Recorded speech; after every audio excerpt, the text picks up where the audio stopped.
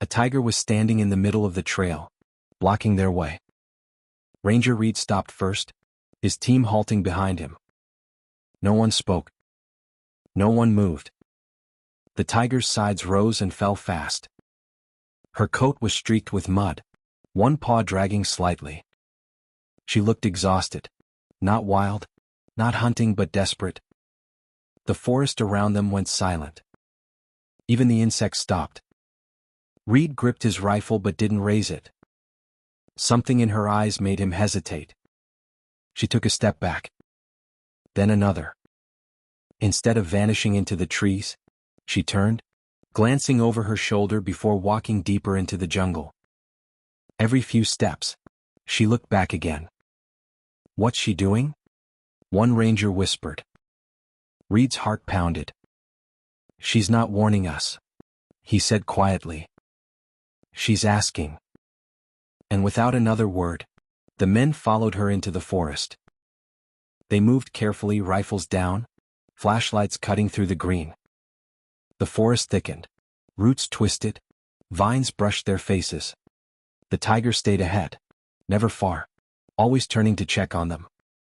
Reed's heart pounded. This wasn't hunting behavior. This was pleading. Keep your distance, he whispered. If she wanted us dead, she'd have done it already.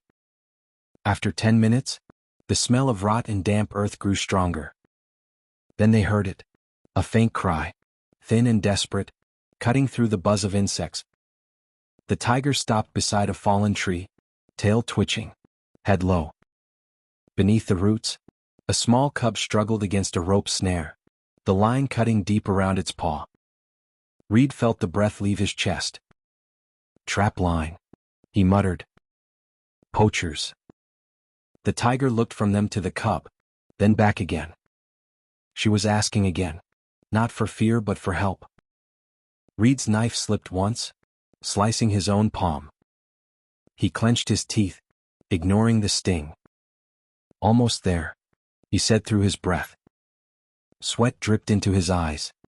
The smell of blood and mud filled the air. Keep her calm, he ordered. One ranger struck a flare and held it out. The red light spread through the smoke, painting the clearing in shifting shadows. The tiger's ears twitched. Her eyes caught the glow, two golden orbs flashing red in the reflection. Reed found the final knot, twisted so tight it looked fused to the wire. His fingers cramped, slipping on the wet rope. The cub kicked once, crying weakly. Come on, Reed whispered, voice cracking. He wedged the knife under the knot and pulled. The wire snapped with a sharp metallic pop. The cub jerked free, collapsing into the dirt before dragging itself forward, one paw bent awkwardly. Reed backed away, raising both hands. Go, he said softly. The tiger bolted forward, massive paws hitting the ground hard. She scooped her cub close, sniffing its wound, licking the blood clean with slow, careful strokes. The cub whimpered once, then pressed its head into her chest.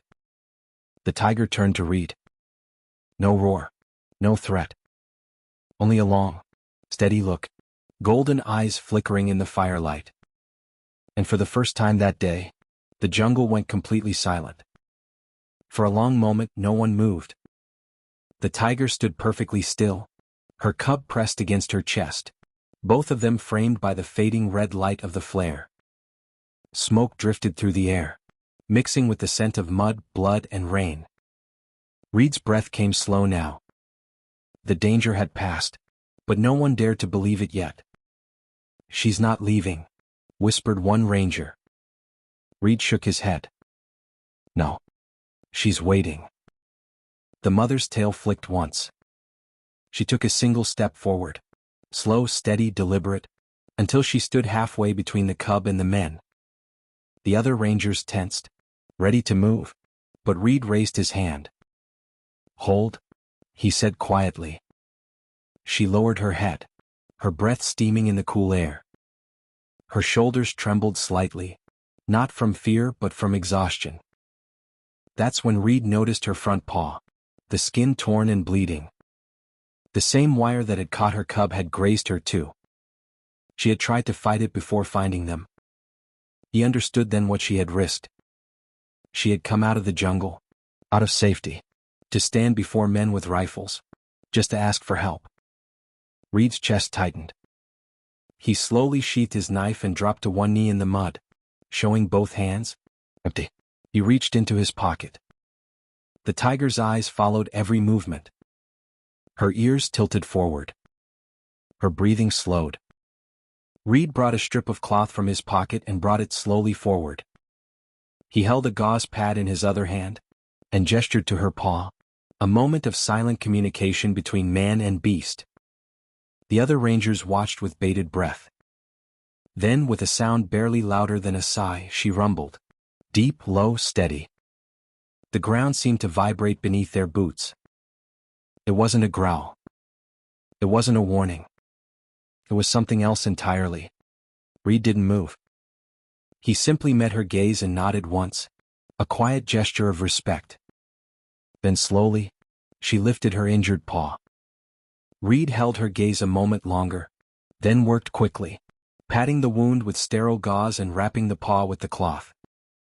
Her giant orange paw was twice the size of the boxer's fist he had wrapped in the gym. The tiger blinked slowly, then turned to her cub. She nudged it upright with her nose. The little one stumbled, but found its footing. Together they began to move. At the edge of the clearing, the mother stopped. She looked back once, eyes meeting Reed's again, the same look she had given when asking him to follow. No sound, no roar, just trust.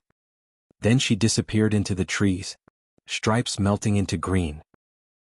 The jungle became quiet and heavy again, and the men didn't speak because they felt too much.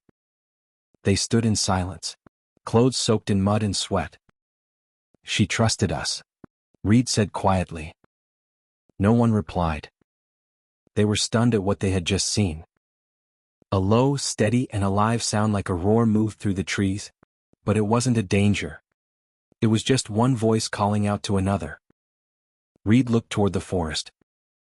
She's telling him they're safe. After the sound stopped, the men walked away with their boots sinking into the wet ground while the quiet jungle watched them leave until a single falling leaf covered the last footprint.